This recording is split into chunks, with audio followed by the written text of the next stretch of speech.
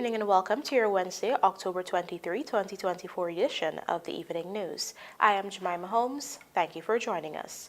Let's take a look at some of the lead stories tonight. 2 GDF ranks hospitalized after a truck falls overboard at KURUPUKARI crossing.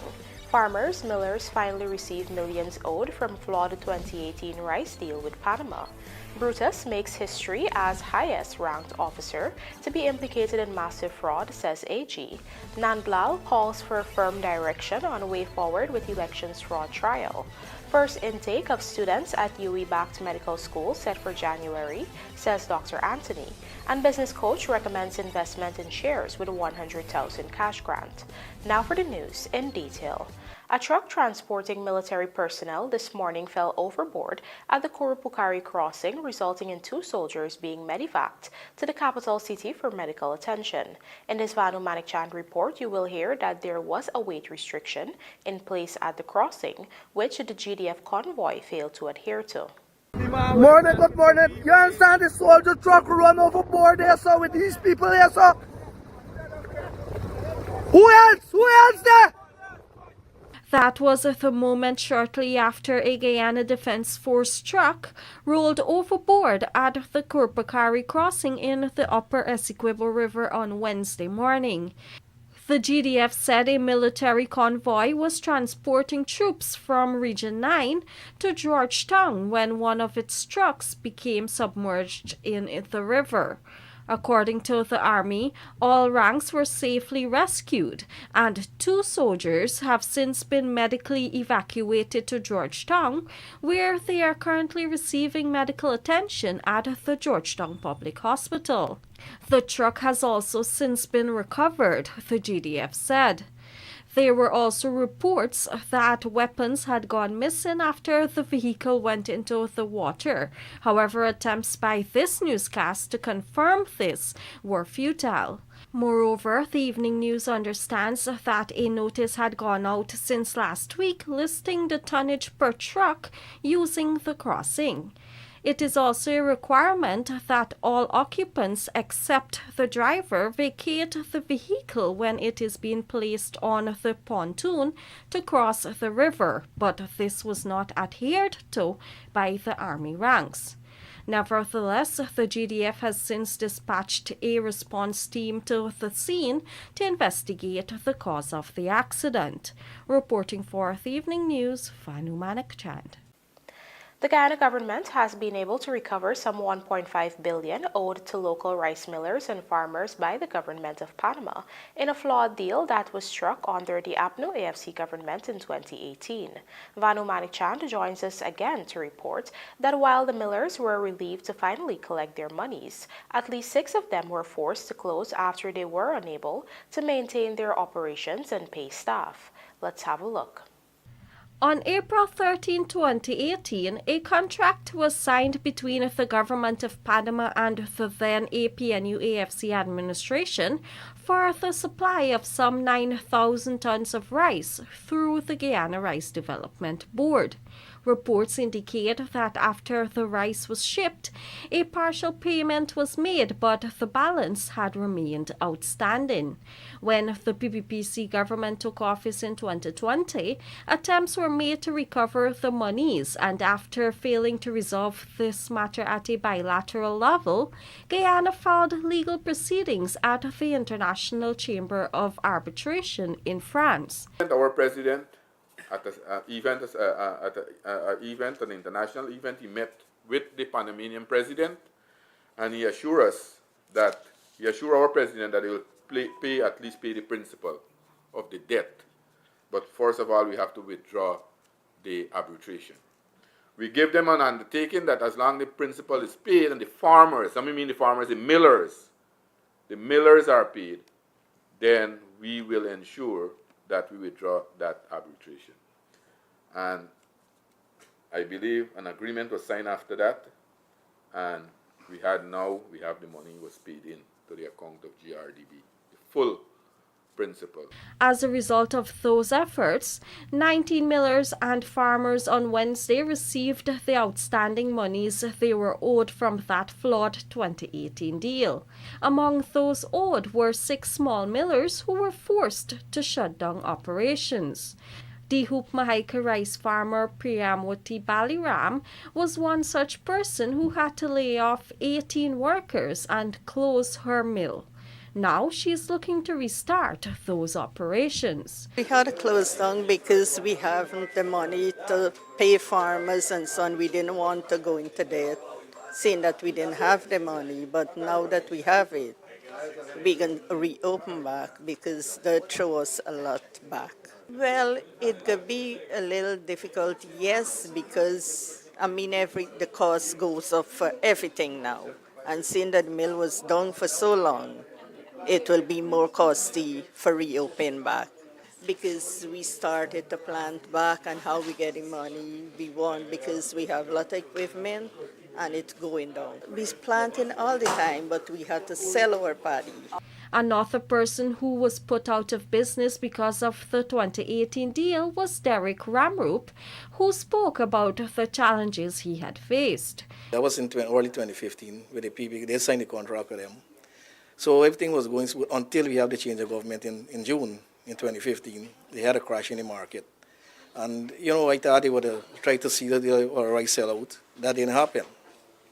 So all the rice left back on us, and now we bought paddy at $200 a bag on that crop. End up selling rice at $1,800 a bag on that said crop. So that has got we end up in millions of dollars losses. And from then I closed my operations. Oh, how did this affect you? Well, it affected me a lot because we had to close, send no workers, and then we had to try to survive to do other things too, to make a living. Do you plan to reopen your Well, yes, I can think about it once it's, because we see this government is doing it good for the industry, so we can think about it in the near future. Meanwhile, as the millers have received their outstanding money, arrangements were put in place for them to settle any existing debt with rice farmers. Some of y'all have some account to settle with GRDB. I hope y'all settle those accounts too, right? And the farmers, if anybody owe any small farmers, I told GRDB to deduct the money after consulting with the farmers and the miller, right? And we go pay the farmers if we owe any small farmers, because we had some issue in Essequibo when we went there. But rest assured, the government will continue to support this industry. This is a very important industry. What we are seeing now around the world, we are seeing a demand for grain, and Guyana is a major player in CARICOM. As a matter of fact, the entire CARICOM now are calling around and calling Guyana for the supply of rice. Reporting for the Evening News, Vanu Manekchand. Attorney General and Minister of Legal Affairs Anil Nandlall has remarked that Assistant Police Commissioner Calvin Brutus has made history as the highest-ranked officer to be implicated in a high volume of fraud. In this Churchill Sobers report, Nandlall explains that the officer will be relieved of his duties when he is officially charged. Mr. Brutus will go down in history as perhaps the highest rank officer of the Guyana Police Force to be implicated in this volume of fraud.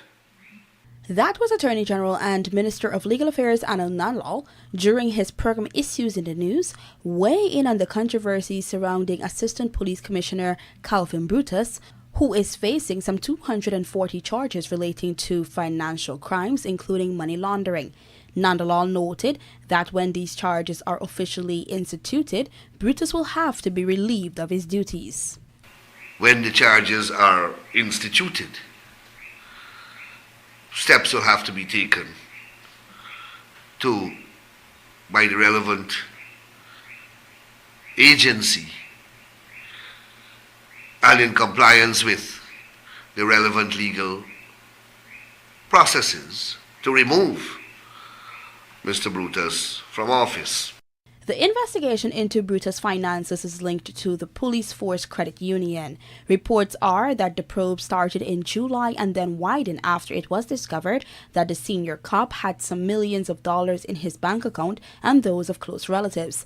It has been discovered that Brutus has over $800 million in assets under his control, both in properties and bank accounts, shared with his wife, Adonika Alder. The probe was conducted by the Special Organized Crime Unit SOCU, and the file has been sent to the Director of Public Prosecutions for advice.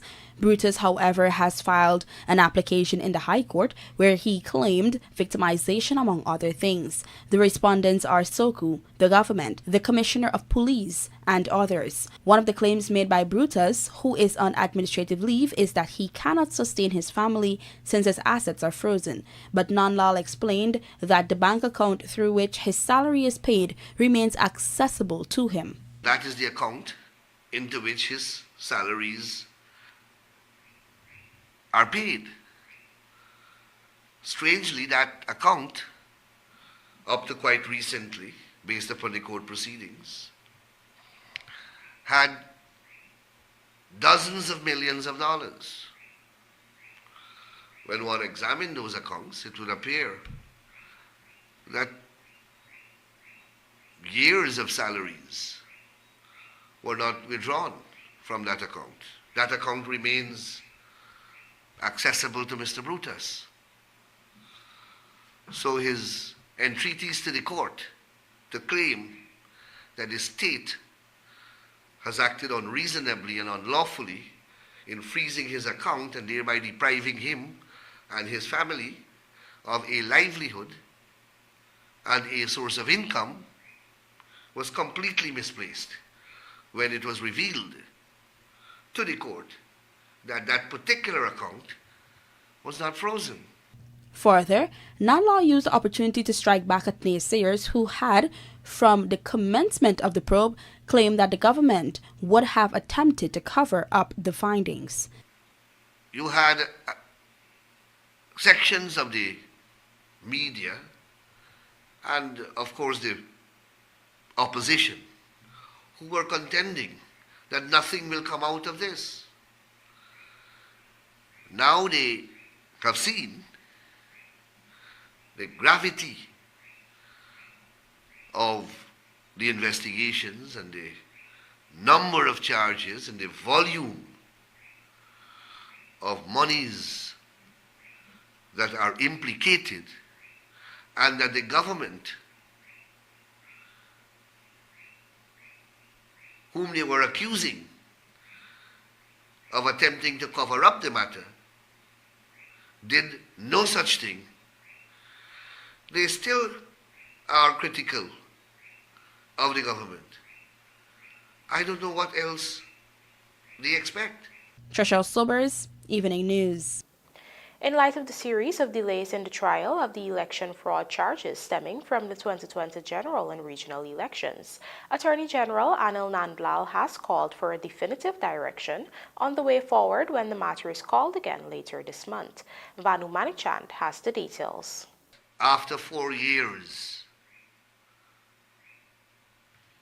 these cases have not moved in any significant manner. The last set of adjournments of these cases border on scandal. The public has been outraged at the reasons proffered for these adjournments. We simply can't continue in this manner. That was Attorney General NANDLALL lamenting the continuous delays in the electoral fraud trial before the Georgetown Magistrates Court. The trial commenced on July 29 for several individuals facing charges of alleged irregularities during the general elections in 2020. Being heard before Senior Magistrate Leron Daly, the trial was expected to run from July 29 to September 13, but only 3 hearings have been completed so far. On August 5, when the matter was called, the parties were informed that the presiding magistrate was out sick, and they were subsequently told that she was placed on a 30-day sick leave. Now the matter has been set for resumption on October 31, which is a holiday, and will likely be called the following day. At that hearing, AG NANDLALL declared that there should be no more excuses, but a definitive way forward. If it is that the magistrate is unable, for health or other reasons, to do the cases, we ought not to hear that on the 31st without hearing more. We need to hear that, if that is the position, and a firm direction settled in terms of how the cases will proceed, with time being of the essence, so that the early hearing and determination of those cases can be anticipated. The public deserves no less. According to NANDLALL, the judiciary needs to be held accountable over its handling of this matter. Under modern democracies, there is no sacred cow. And this matter, perhaps more than any other in recent times, does not put the judiciary in a good light.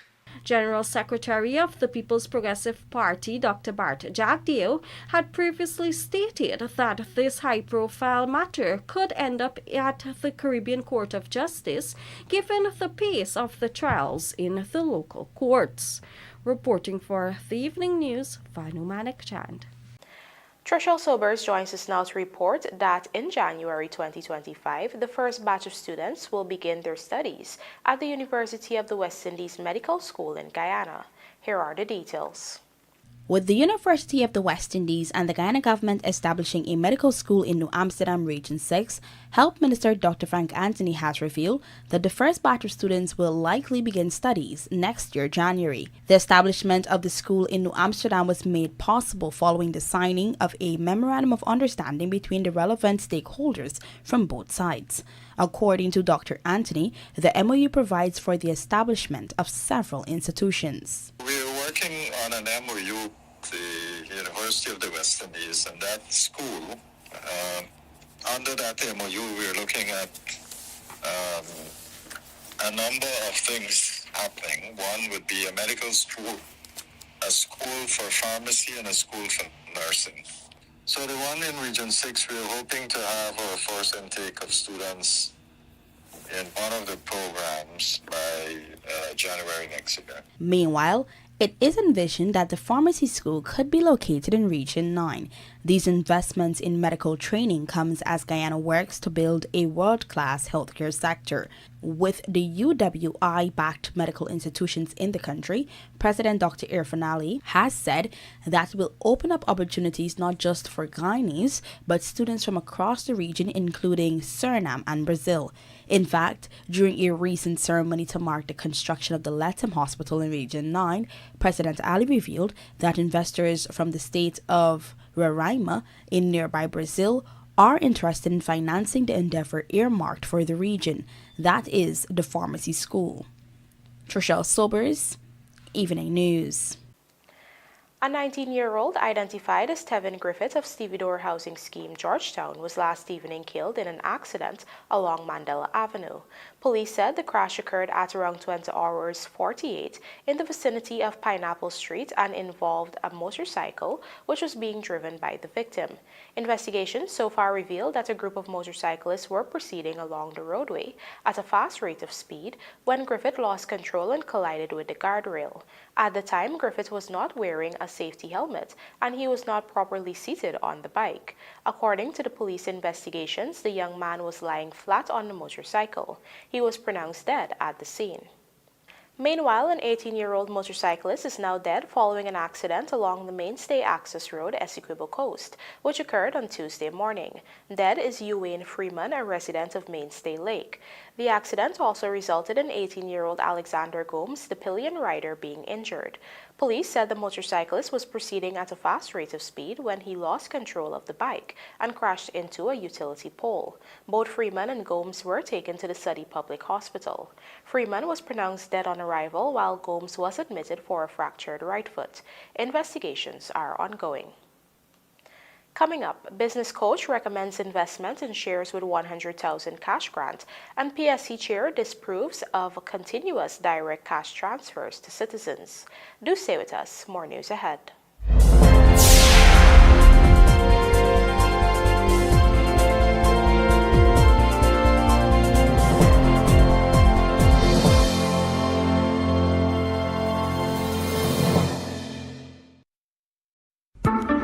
Did you know that when you leave your property unoccupied and unmanaged, it deteriorates much faster than you can imagine?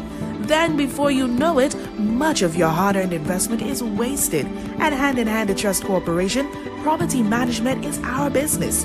Whether you travel for long periods, live overseas, or have several properties that require managing, let us at Hand in Hand Trust Corporation take care of this for you.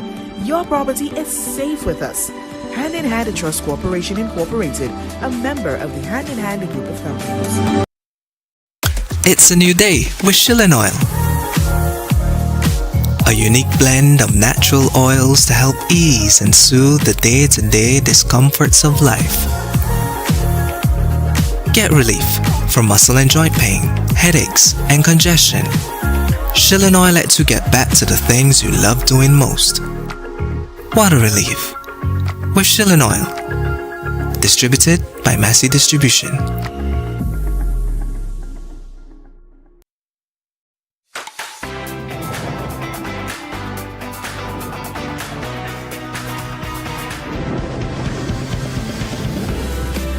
Oreo and Coca-Cola just became besties. Taste the new limited edition.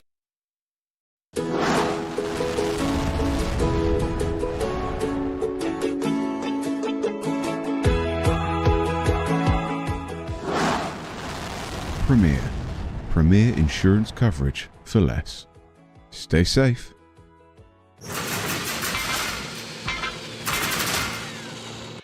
For bid, performance, retention, advanced mobilisation or customs bonds, bond with us. Fuel your success. Call 223-0840 or visit premierinsurance.gy. Premier Insurance. Premier insurance coverage.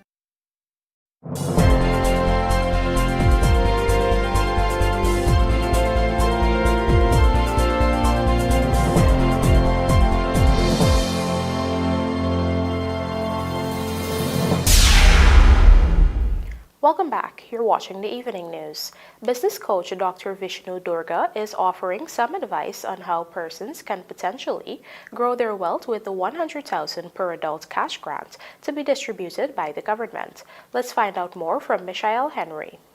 Business coach Dr. Vishnu Durga has offered some tips on how persons can grow their wealth, especially in light of the government's move to distribute $100,000 one-off cash grants to every adult citizen in the country. He recognized that many persons will spend the funds right away on goods and services needed. However, if citizens opt to save the grant, Dr. Durga cautioned that inflation will have a big impact on the value of that money. Guyana has an inflation rate of about anywhere between 3 to 5%.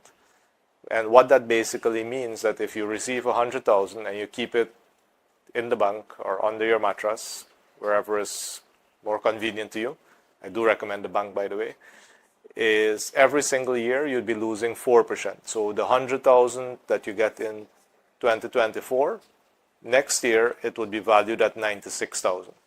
And then the year after that, it's actually 92,000 because the same amount of money buys less and less goods every single year. Another option the businessman recommended is investment. One of the easiest ways to invest, he explained, is in shares, while one of the most difficult investments is in a business. Yes, I'm a business coach, but I'm very cautious in telling people to go invest into a business, especially if they don't have a uniqueness. And a uniqueness would be something like you have a specific technology, you have the rights to distribute a specific product, you're an engineer that has designed some kind of solution, you have a fantastic location that nobody else has, you're planting something that you have a very good skill at actually producing. So unless you have those things, something that really sets you apart, I actually don't recommend business. He also acknowledged that investment opportunities exist in real estate, but noted that the existing prices on the market are extremely high.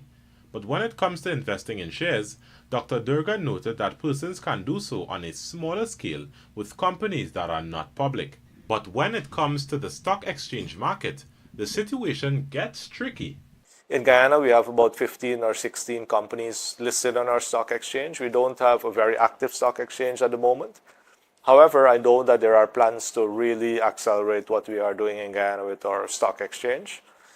Some of the companies are companies like the commercial banks, the beverage companies, the tobacco company, some of the insurance companies that are listed on the exchange.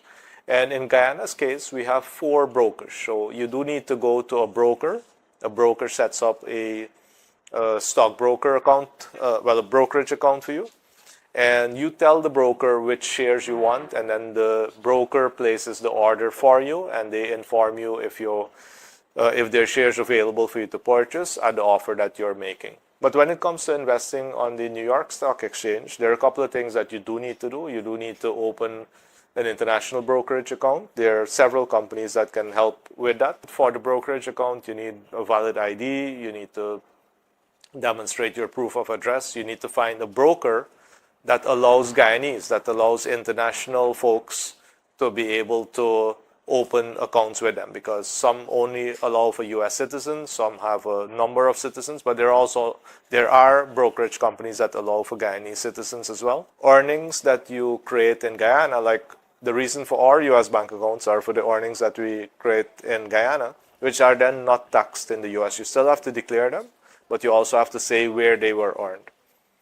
Earnings on the stock exchange, for example, can be taxed and will be taxed in the US. So we want to make sure that you have that cleared up, and so the best person to talk to is a US tax accountant. Earlier this year, the Georgetown Chamber of Commerce and Industry had called for stock market reform in Guyana. Michelle Henry, The Evening News. Chairman of the Private Sector Commission, Kamal Singh, has expressed his disapproval of continuous direct cash transfers to citizens, noting that it can create a dependency mindset in the country. Michelle Henry joins us again with the details. It doesn't make sense. Look, we have an economy that is growing, that is moving at a rapid pace right now, that is creating opportunity in almost every single sector, that is creating employment opportunity also for every single level of Guyanese and non-Guyanese national. Why would you want to give cash grant continuously to your people?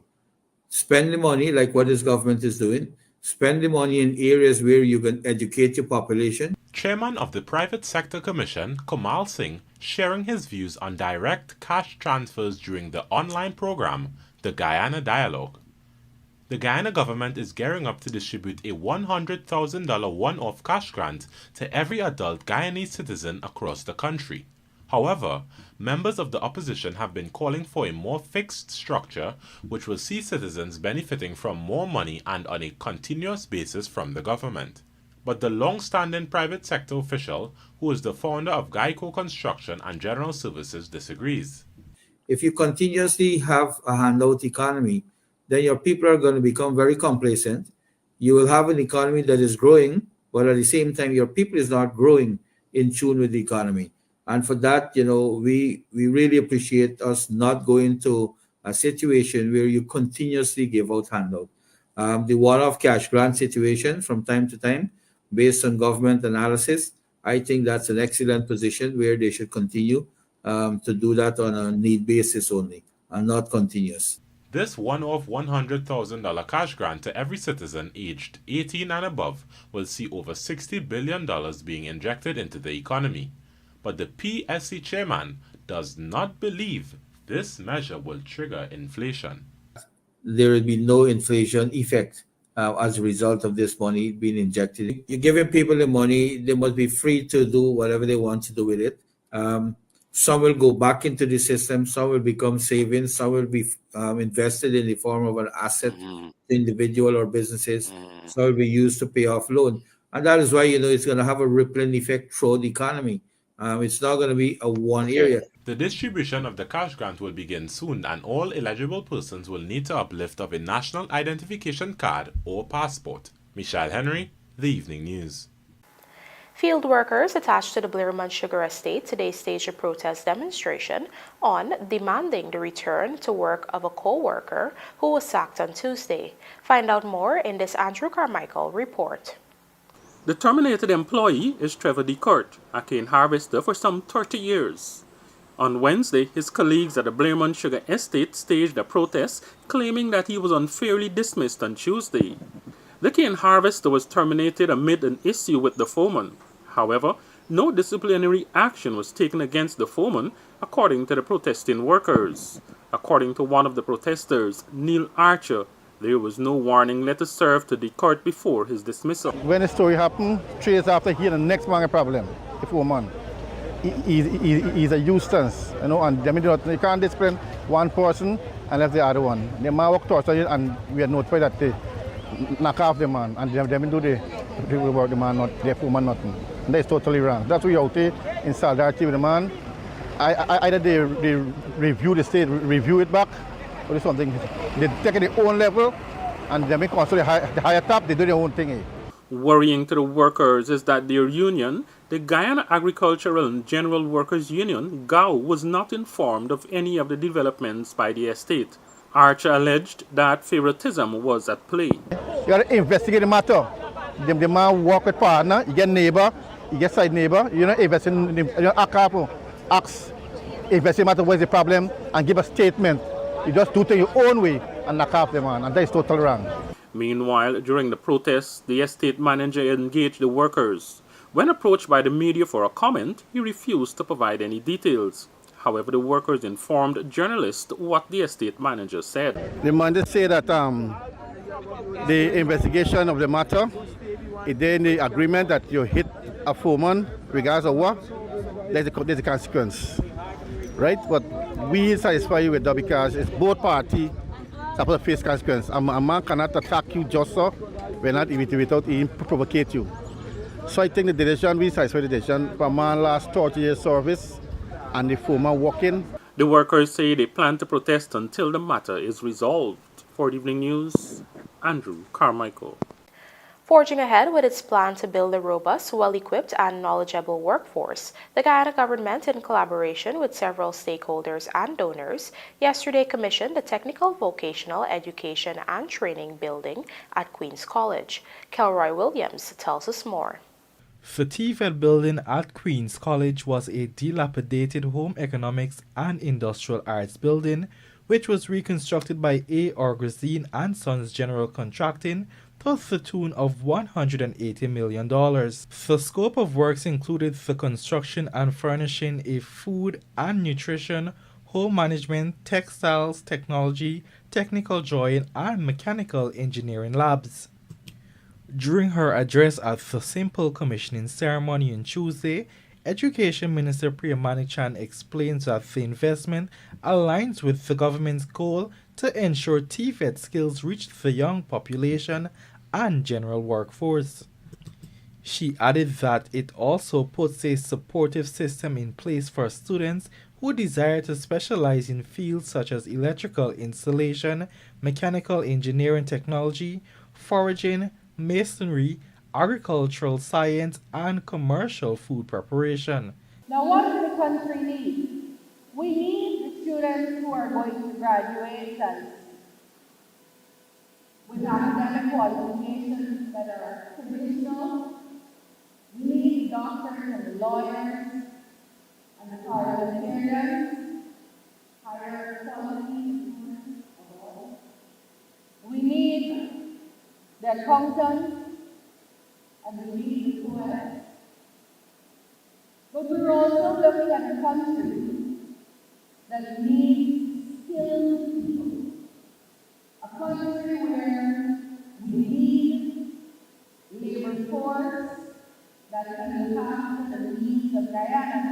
conversation right now in the world, it is a very interesting one.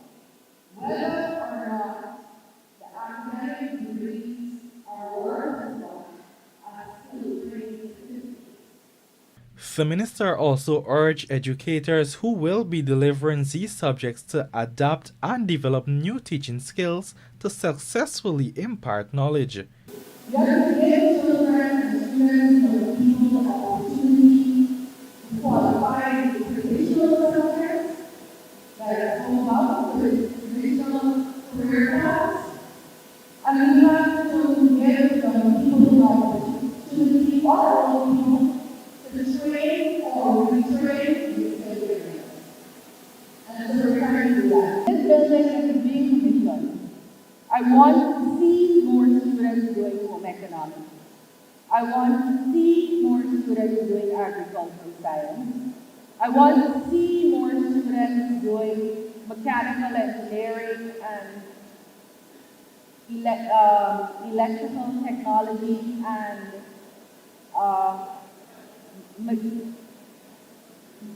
cleaning. I want to see more students in the defense area.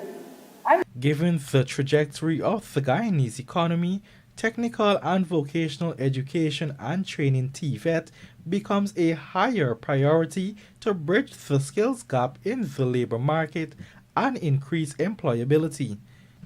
In 2024, the Ifrin Ali-led administration has made provisions for the expansion of training programs offered for Caribbean vocational qualifications from 88 to 111 programs. In keeping with this, several technical institutions will also be rehabilitated, upgraded, and equipped for skills development in the country. Kelroy Williams, The Evening News. We now tell you that 2 advanced gas turbines from Sweden have arrived in the country, marking a significant milestone in Guyana's transformative gas-to-energy project. These gas turbines, which will be at the heart of the combined cycle power plant, generating 300 megawatts of electricity, are set to be installed at the project's gas-to-energy site in Wales, West Demerara, ushering in a new era of energy efficiency and sustainability for the country.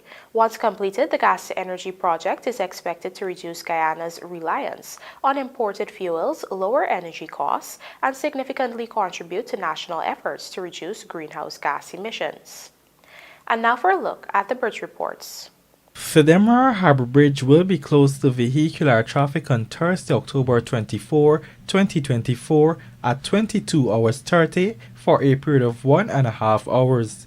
Meanwhile, the Brabis River Bridge is scheduled to be closed to vehicular traffic at 9 hours 5 on Thursday, October 24, 2024, also for a period of 1.5 hours. Remaining 4 teams unveiled for inaugural GSL T20, and our ability to host major events is going to get better, says Bess. These stories and more coming up in this evening's Sportcast, sponsored by MacCorp. Hi, my name is Stephen Odip from MV Construction. I'm a rice farmer. I'd like to show you guys my Case 110. I own this tractor for 6 years, and the production, the fuel consumption, and the efficiency this tractor gave off is excellent. I would like to recommend this tractor to all rice farmers because for the application we're doing right now, it's excellent. The 110 horsepower tractor is excellent in the field condition we're doing right now, and the fuel is amazing. So I'd like to recommend this to all rice farmers that are in the rice industry. For the 6 years I own this tractor, the support from MacCorp has been excellent. I had day-to-day support, a lot of physical interactions, people from the company coming down here and inspecting our fields, our applications, and our equipment, and all their stuff are up to date. So I really appreciate MacCorp and the service they provided. Thank you. MacCorp, let's do the work.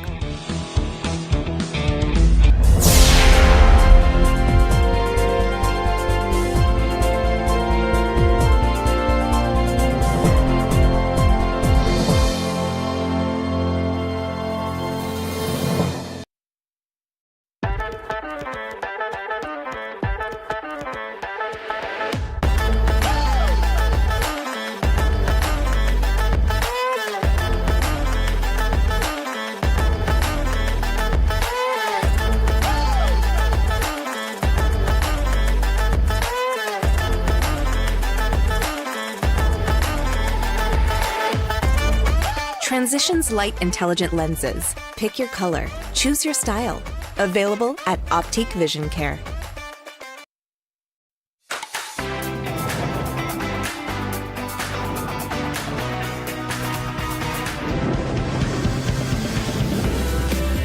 Oreo and Coca-Cola just became besties. Taste the new limited edition.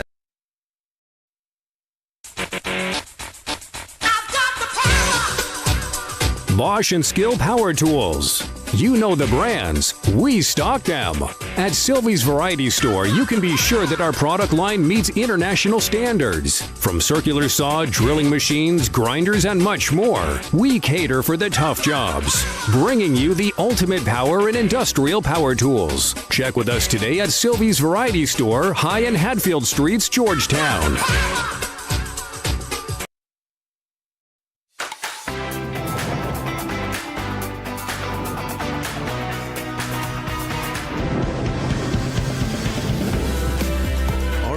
Coca-Cola just became besties. Taste the new limited.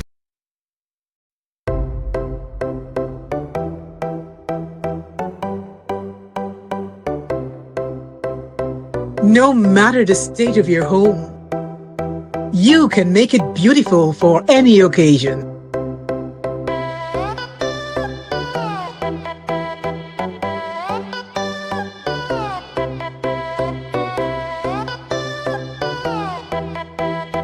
NNS Mattai's Home Goods Warehouse. Simply. The oil and gas industry is helping to transform safety standards across all sectors of Guyana. The government and industry leaders are pioneering safer offshore oil production with new legislation, updated policies, and state-of-the-art floating production, storage, and offload investments.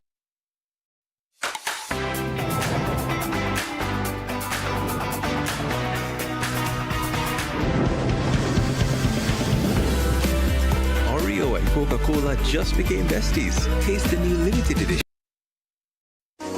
Need quality electrical or hardware supplies for domestic, commercial, and industrial usage? Visit SPR Enterprise. We stock a wide variety of tools, transformers, connectors, cables, line hardware, and control products at competitive prices. Check us out for brands such as Square D, Eaton, Fluke, Klein, and 3M. We are located at 45 Brick Dam, Georgetown, or call us on 223-5699, 223-5687, or WhatsApp 639-7193. SPR Enterprise, your single source for quality electrical products.